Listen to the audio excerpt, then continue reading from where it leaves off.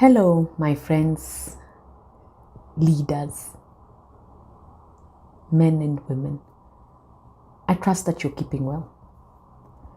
Today I want to talk about one more thing that causes us to harden our hearts, that we cannot hear, we cannot see, we become blinded, we live in total darkness. I said the first thing was sin. Sin causes our hearts to be hardened. Number 2, pride and arrogance. It is the root cause of a hardened heart.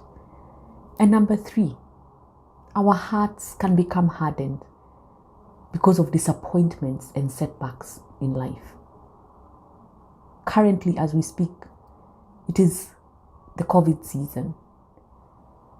I have not heard of so many lives lost like I have heard in this season due to COVID.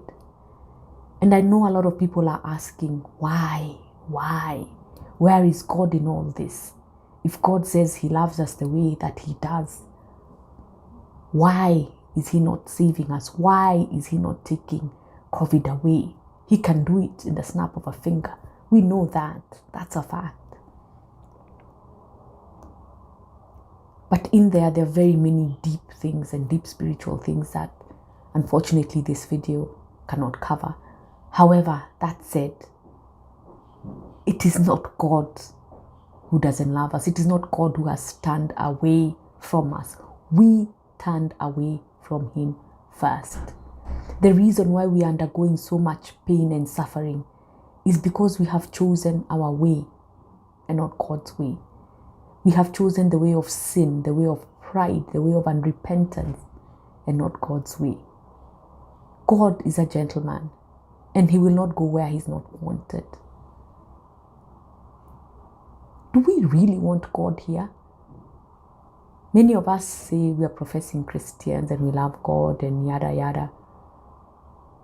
But if you really are a professing Christian, you know there are protocols of engagement. Do not steal. Do not covet. Do not murder. Love the Lord your God with all your heart. Honor your father and mother. They are basic rules of engagement. However, we've gotten to a place where we are being so surface about everything. We're neither hot nor cold. We're just lukewarm. I mean, after all, God understands, right? Wrong. If you say you are a Christian, there are certain things that must be adhered to. There are certain rules of engagement that then qualify you to be a Christian. And if you're not willing to live by those standards, then you are no longer a Christian. You're basically saying it to please people, including yourself. Now, I was talking about disappointment and setbacks in life. And then we start wondering, where was God when I lost my child? Where was God when all this was happening? God was right there. He's right there. He has not left.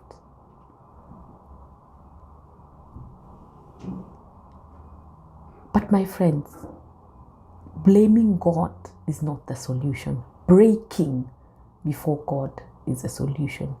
Breaking before God and asking him, Father, truly, what is going on? What is happening? If we do not break before God and welcome him into our lives and ask him to help us sincerely from a place of truth and honesty, we will continue going round and round, over and over. And the cycle will continue.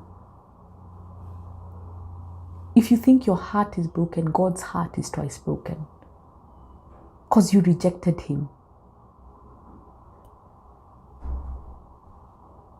So, in conclusion of these 3 or so videos that I have spoken about, what is the solution for a hardened heart?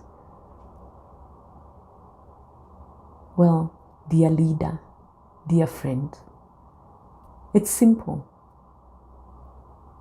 Welcome the Lord into your heart. Invite Jesus Christ into your heart. genuinely, truthfully, not so that others can hear, so that others can see. No, no, no, no. Those days are gone. This is a very personal choice, a very personal decision. Right? It's not about religion, it's not about religiosity, it's not about which faith you follow. No, it is about personal relationship between you and your God.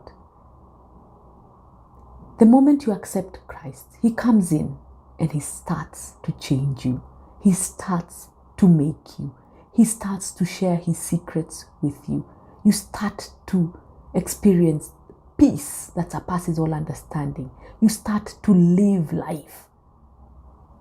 But let me remind you that none of us, as long as we're on this side of eternity, are averse to trials. We will be tried. You will be tried. I will be tried. But remember, just as the silversmith molds the silver, God is molding you. It might be painful. The process of Him making you may be very, very painful. But just like a diamond that has to go through intense heat, the result is beauty. Beauty, beauty, because God gives us beauty for ashes. So if you really truly want to experience the fullness of life, if you really want to be the leader God created you to be, you have to first find yourself. And you cannot find yourself outside of your maker. You cannot find yourself outside of your manufacturer. You cannot find yourself in voodoo and I don't know, whatever it is that people are doing, new age stuff and meditating and I don't know what. You cannot find yourself in those things. You can only find yourself in that person who created you, and that is your maker, Lord God. You don't need an intermediary. Direct access to Him. He's calling on to you. He's calling out for you. He stands at the door and He knocks. Will you not let Him in? As leaders, the world is falling apart. We cannot do this on our own. I know for a fact I cannot do this on my own. I need God. If I didn't have it, I would not be able to even be here speaking to you like this. But because of the love I've experienced, the forgiveness, the joy, I am able to stand up and speak in truth to each and every one of you and tell you there is hope. There is hope for our nation. There is hope for our children. There is hope for our society. But you and I have got to change. You and I have got to draw a line in the sand. You and I have got to say enough is enough. I will live for truth. I will live for integrity. I will stop hardening my heart. I will humble myself before my Maker so that He can remake me. He can renew me. He can rebuild me. Because He knows me better than I know myself. He knew you while you were still in your mother's womb. Your days were known by Him. Leaders, this is a different time. We are fighting a different kind of warfare. It is not of flesh and blood. And I need more leaders to arise and stand up. Stand up for the nation. Stand up for our children. Stand up and be counted. Do better. Be better. We're not going to allow our society, our country to go to the dogs as we lay silent because we are afraid, because we feel we are not able to do anything. Well, we might not be able to do anything, but with God on our sides, we can do all things through Him who strengthens us. So my friend, as a leader, I encourage you in spirit and in truth